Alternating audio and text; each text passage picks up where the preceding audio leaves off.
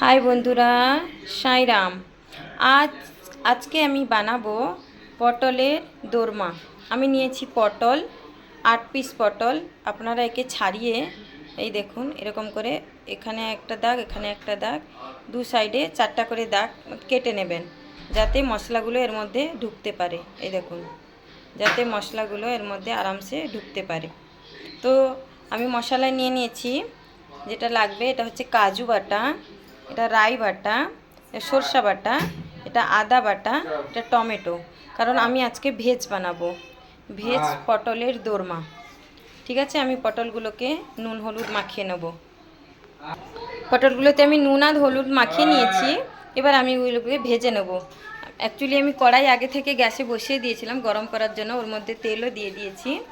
এবার আমি দিয়ে দেবো পটল, কারণ তেল গরম হয়ে গেছে কড়াইতে।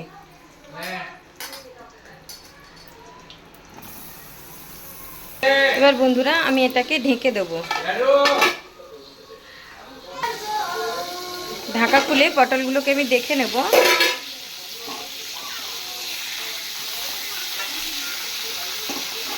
এক পিঠ করে হয়ে গেছে, আমি আরেক পিঠ ভেজে নেব।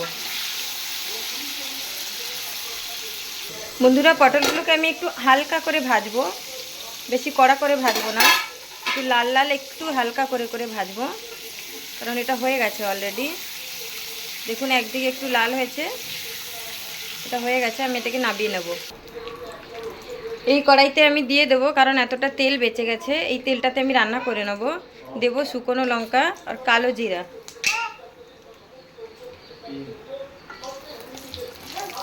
কারণ এটা আমি নিরামিষ রান্না করব, সেই জন্য আমি বেশি কিছু মশলা দেব না, কারণ শুকনো লঙ্কা কালো জিরাটা একটু ভাজা হয়ে গেলে এবার আমি দেব টমেটো কুচি।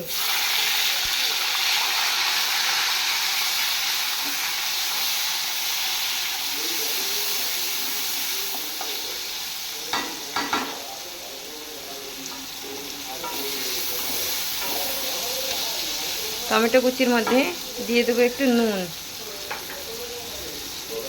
বন্ধুরা একটু নুন দিয়ে দিলাম এর মধ্যে, তাড়াতাড়ি গলে যাবে।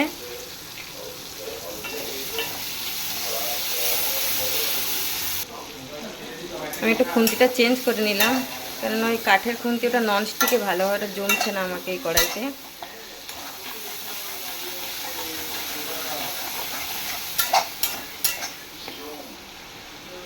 এবার আমি এর মধ্যে দেব আদা বাটা,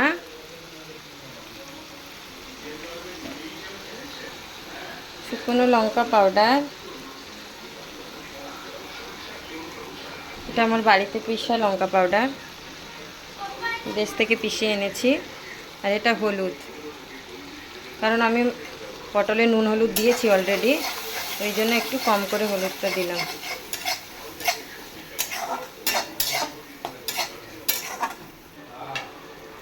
এরপরে আমি দেব কাজু বাদাম বাটা। এই দেখুন,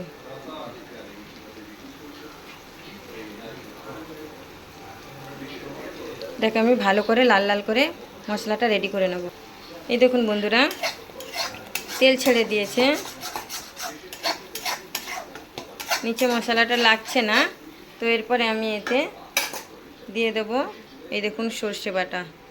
কারণ আপনাদের আগেও ভিডিও আমি বলেছি, কারণ আমাকে এক হাতে ধরতে হয় আর এক হাতে মশলা দিতে হয়, তো সেই জন্য আমি দিতে পারছি না হাতে। এই থালাটা আমি একটু জল দিয়ে এর মধ্যে দিয়ে দেবো।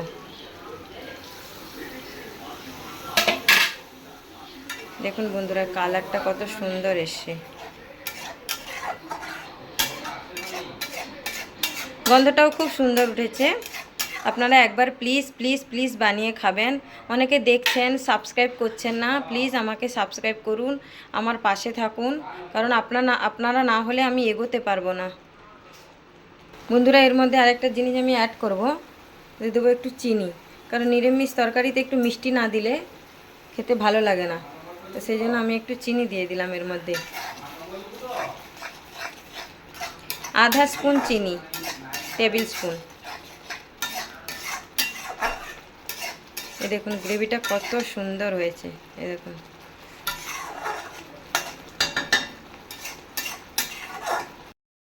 বন্ধুরা এবার ঢাকা খুলে দেখে নেব। দেখুন মশলা থেকে কত সুন্দর তেল ছেড়ে গেছে। দেখুন কালারটাও কত জবরদস্ত কালার এসছে।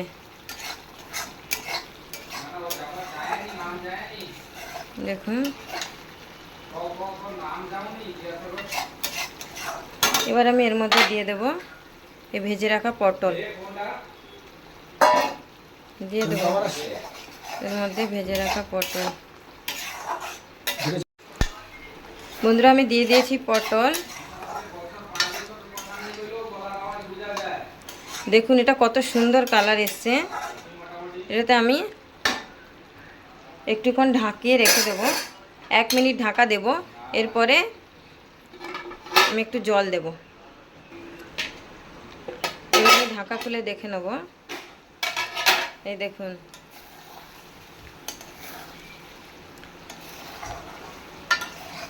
কত সুন্দর গন্ধটা বেরিয়েছে, কালারটাও কত সুন্দর এসছে। প্লিজ বন্ধুরা এরকম বানিয়ে একবার ট্রাই করে দেখবেন, তারপরে কমেন্টস বক্সে এসে জানাবেন যে কেমন হয়েছে। এবার আমি দেব একটু জল, কারণ কাজু আর রাই বেটেছিলাম, ওই শিল ধোয়া জলটা একটু দিয়ে দেবো।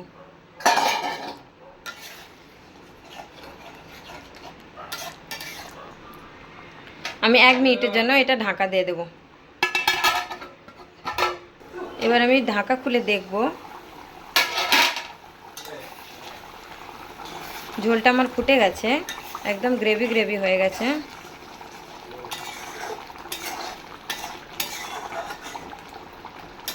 এর উপরে আমি একটু দিয়ে দেব এভারেস্টের শাহি গরম মশলা, একটুখানি বাস।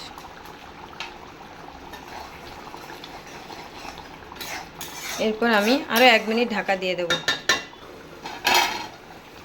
দেখুন আমি ঢাকা খুলে দেখব।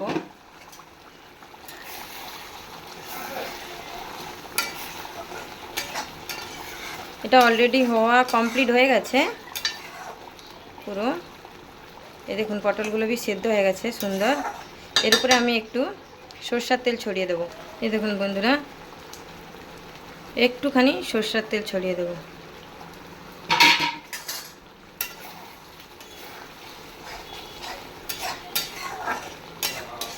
আজকে এই পর্যন্ত বন্ধুরা, দেখা হবে কালকে। Good night, bye, see you, take care.